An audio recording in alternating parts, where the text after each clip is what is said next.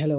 তো আপনার এখানে যে ম্যাথমেটিক্সের যে জিনিসটা ফেলার জন্য মানে আপনি যদি লেটেক্স ইউজ করতে চান এইভাবে যদি ম্যাথমেটিক্স ফরম্যাট ফেলতে চান, তাহলে কেমনভাবে মানে ফেলবেন? আমি অলরেডি একটা পেজে করেছি। এটা একটা লেটেক্সট বলে একটা পেজ বানিয়েছি।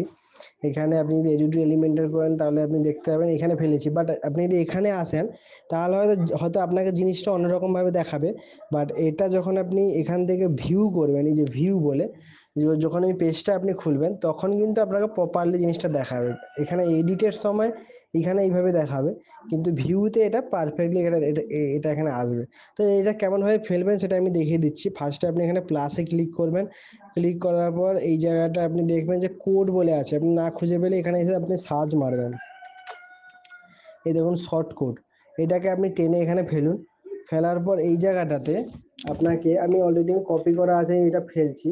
যদি আপনি এটা ফেলেন, আমি উপরটাকে আমি আপাতত যদি সরিয়ে রাখি, আমি জাস্ট এটাকে ফেললাম। ফেলে যদি আপনি যদি এটাকে যদি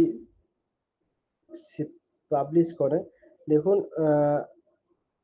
এই যেমন এটা এইভাবেই দেখাচ্ছে। এবার এখানে এরা কিভাবে কি ফেললেন, এই জায়গাটা বলছি।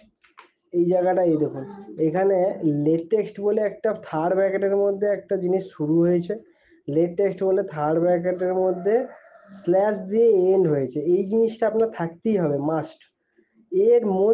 এর মধ্যে আপনি এখানে এসে আমি আরো জুম হবে কি জুম হচ্ছে না, নাহলে আরো ভালো করে বোঝাতাম।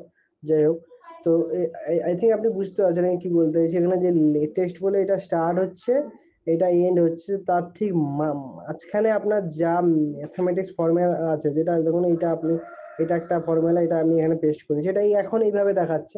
কিন্তু পাবলিশ করার পর এই জিনিসটা আপনার এই ফরম্যাটে হয়ে যাবে, কিন্তু এটা এইভাবেই ফেলতে হবে, এই যে টেক্সটের আন্ডারে।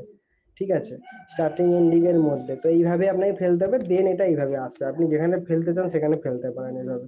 Thank you.